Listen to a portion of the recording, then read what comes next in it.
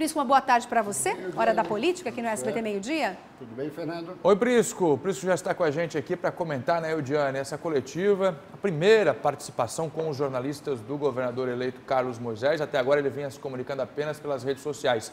Ela acontece hoje às 2 da tarde, o Prisco já vai comentar com a gente aqui, mas agora eu vou chamar o Marcos Franzoni, Prisco e Eudiane, que está no local da coletiva, na sede da Defesa Civil em Florianópolis, onde o governador reúne-se com os jornalistas daqui a pouquinho. Vamos ver. Marcos Franzoni, as informações chegando agora aqui no SBT Meio-Dia. Olá, boa tarde. Essa é uma entrevista coletiva, uma reunião muito aguardada, porque será a primeira vez que Carlos Moisés, o governador eleito, irá falar com a imprensa, irá conceder uma entrevista coletiva. Antes ele só falava através das redes sociais, com textos, com vídeos gravados, enfim.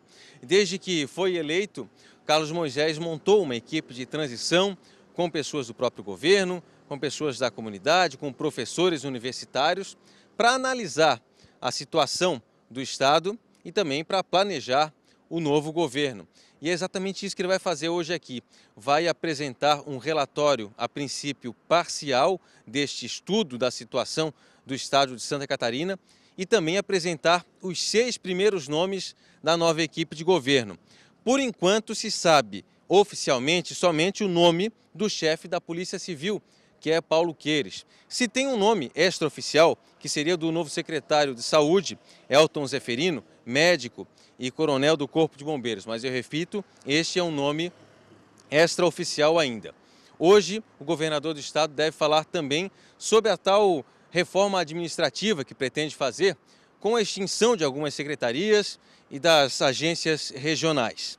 Bem, a entrevista coletiva está marcada para as 2 horas da tarde, com a presença de pessoas do governo, com a presença de membros do PSL, o partido do Carlos Moisés, e também com a presença do coordenador de transição, que é o professor Luiz Felipe Ferreira. É com vocês. Obrigado, Franzoni. Agora sim a gente vai trazer a análise das informações com a opinião de Cláudio Prisco Paraíso. Muito bem, Fernando. Surge hoje na prática o novo governo de Santa Catarina. Começaremos a perceber a sua feição.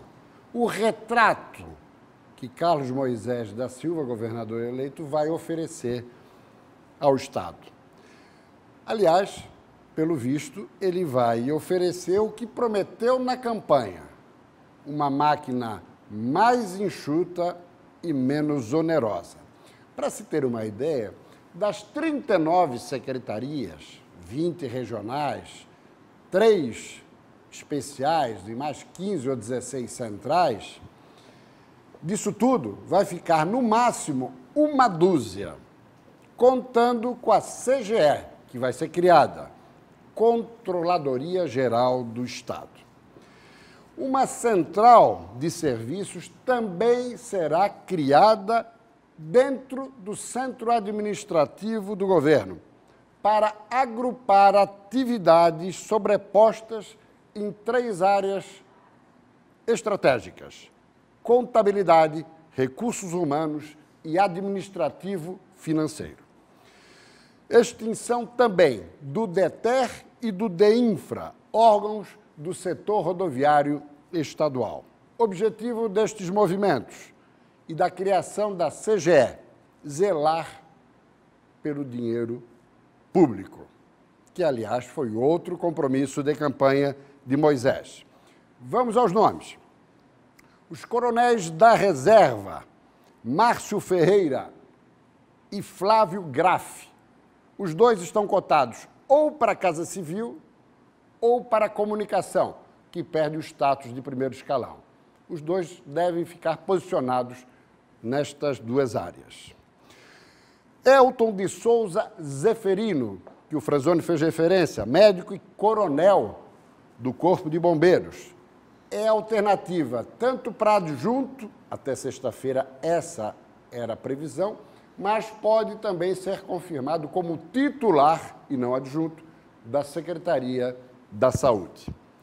Jorge Eduardo Tasca, doutor em engenharia, está cotadíssimo para a Secretaria da Administração.